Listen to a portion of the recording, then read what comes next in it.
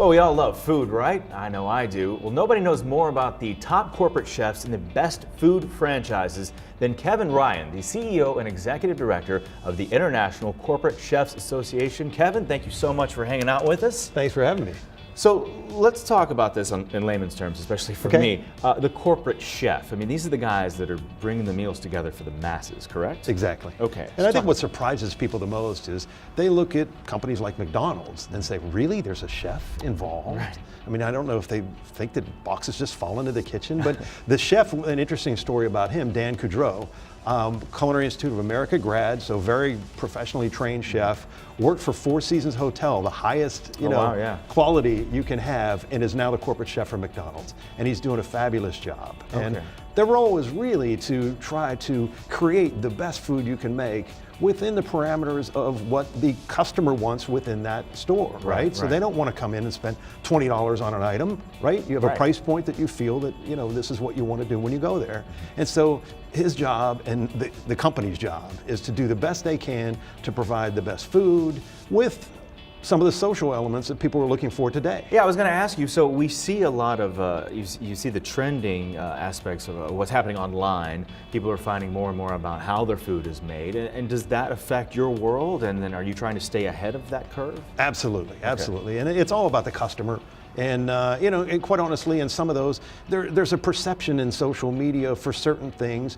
A lot of it is absolutely correct, getting rid of things like trans fats that are bad for us and all of those. Some are misconceptions, but still, it's the customer's opinion and you have to do that. I think the best thing, again, staying on the McDonald's for a second, is right now they are doing totally sustainable Alaska seafood cod in their fish sandwich. Not an easy thing to do when you have that many restaurants, 36,000 units, you know? And so it's very difficult to be able to source a product like that. So a lot of hard work goes into it. It seems like it would be simple to say, I just want this fish. Right. But it's not that easy. And so these corporate chefs are, they're creating this menu this way. Let's talk specifically about a franchise though, and one person in particular, the head of Which Wich. Talk about this franchise and Jeff Sinelli and what he's doing and his success. Jeff is amazing. So this is his second chain. He started one, Genghis Grill, sold it to start Which Wich. And so in 2003, he had his first location in Dallas, and it's grown today. There's 400 units around the world.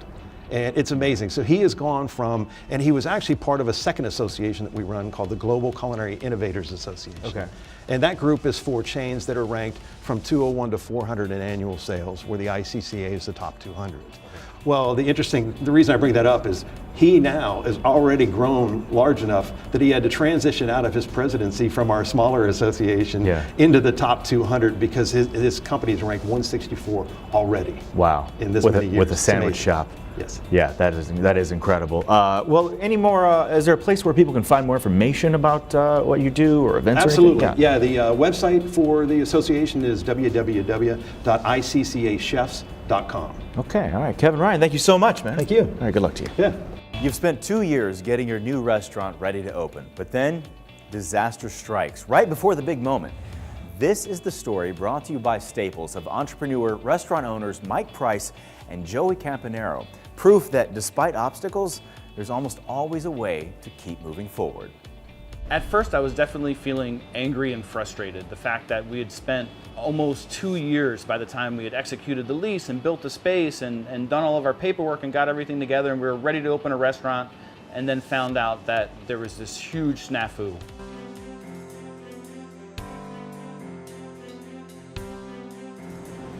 My name is Mike Price. I'm the chef and co-owner of The Clam. My name is Chef Joey Campanaro, and I'm a co-owner of The Clam.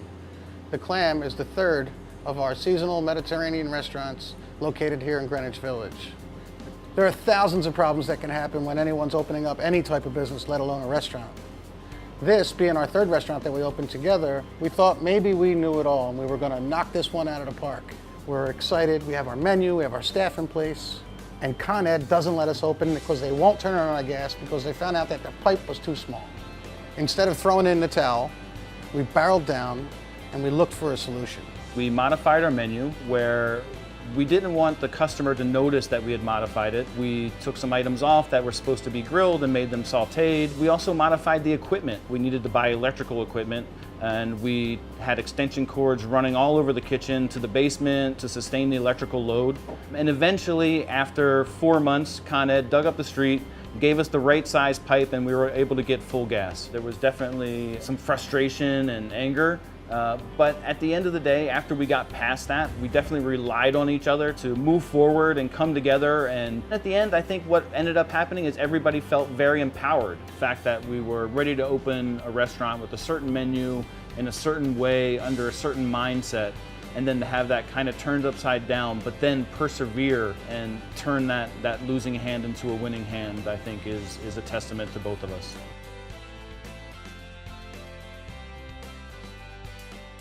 Quite a turnaround. Staples is celebrating small businesses just like the Clam that have overcome obstacles and found success. For more stories like this, go to entrepreneur.com. Well, it's been over 20 years since there's been innovation in the pizza creation category in supermarkets. Organita is changing that with a full line of organic pizza toppings from red pepper to jalapeno to chipotle and many more. But what is cool, one of the many places they get their ingredients is right here in the U.S. We take you to Hatch, New Mexico, home of the chili pepper.